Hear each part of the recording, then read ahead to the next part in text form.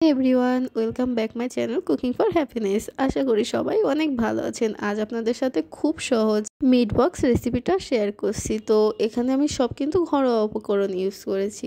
আশা করি আপনাদের রেসিপিটা অনেক ভালো লাগবে। আমি এখানে চিকেন নিয়ে নিয়েছি 200 গ্রাম মতো, লবণ, শুকনো মরিচের গুঁড়া, ধনে গুঁড়া, আদা বাটা, পেঁয়াজ বাটা দিয়ে দিচ্ছি 1 স্পুন মতো করে। আপনারা কিন্তু আপনাদের স্বাদ মতো দিয়ে দিতে পারেন। এরপর সয়া সস দিয়ে দিচ্ছি। আমি এখানে 2 স্পুন মতো হলো সয়া সস ইউজ করেছি আর 2 স্পুন মতো টমেটো সস ইউজ করছি।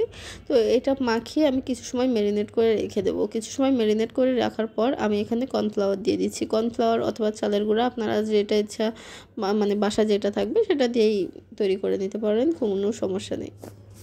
আমি এবার অল্প আঁচে চিকেনগুলো ভেজে নেব, মিডিয়াম টু হাই রাখবো। আপনারা দেখুন এইভাবে চিকেনগুলো ভেজে নেবেন, এটা কিন্তু খুবই টেস্টি হবে। আর চিকেনগুলো কিন্তু এইভাবে খেতেও অনেক মজা লাগে। তো আমার চিকেনের পিসগুলো ফ্রাই হয়ে গেছে। এবার আমি ফ্রেঞ্চ ফ্রাই আর চিকেন বলগুলো ভেজে নেব। আমার এগুলো আগে থেকেই করা ছিল, ফ্রোজেন করে রেখেছিলাম। তো এই রেসিপি কিন্তু আমি ডিসক্রিপশন বক্সে দিয়ে দিচ্ছি, আপনারা চাইলে দেখে নিতে পারেন। খুব সহজেই আমি চিকেন বল বানিয়ে ফেলি, মানে খুবই সহজে ঘরোয়া উপকরণে। আর খেতে কিন্তু মানে মাশাআল্লাহ অনেক অনেক টেস্টি হয়। আর ফ্রেঞ্চ ফ্রাইও কিন্তু অনেক ইজিলি বানানো যায়। তো আমি দুইটা রেসিপি ডিসক্রিপশন বক্সে দিয়ে দেবো, আশা করি আপনারা ট্রাই করবেন, একবার হলেও দেখবেন। আশা করি আপনাদের এই রেসিপিটা অনেক ভালো লাগবে। আমি সবগুলো ফ্রাই করে নিয়েছি। আর আমি কিন্তু এখানে কোনো সসেস ইউজ করছি না, কারণ আমার সসেসটা পার্সোনালি বেশি একটা ভালো লাগে না। তো আপনারা চাইলে সসেসটাও ফ্রাই করে দিয়ে দিতে পারেন। তো দেখুন অলমোস্ট হয়ে গেছে। এবার আমি জাস্ট সব কিছু মিক্সড করে নেব। তো এই রেসিপিটা কিন্তু আপনারা খুবই সহজে বানিয়ে নিতে পারেন, খুব বেশি সহজ। সব কিছু কিন্তু ঘরোয়া উপকরণে আপনারা বানিয়ে নিতে পারেন।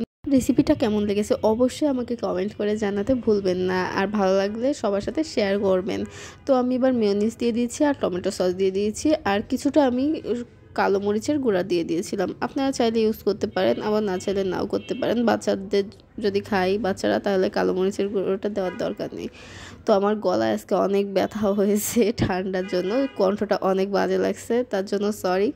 আর রেসিপিটা যদি ভালো লাগে প্লিজ লাইক দেবেন, কমেন্ট করবেন আর শেয়ার করতে একদমই ভুলবেন না। যারা এখন আমার চ্যানেলটাকে সাবস্ক্রাইব করেননি অবশ্যই চ্যানেলটাকে সাবস্ক্রাইব করবেন আর পাশে থাকা বেল আইকনটি অন করে দেবেন, যেন আপনি আমার রেসিপিগুলো সবার আগে পান। ধন্যবাদ, ভালো থাকবেন।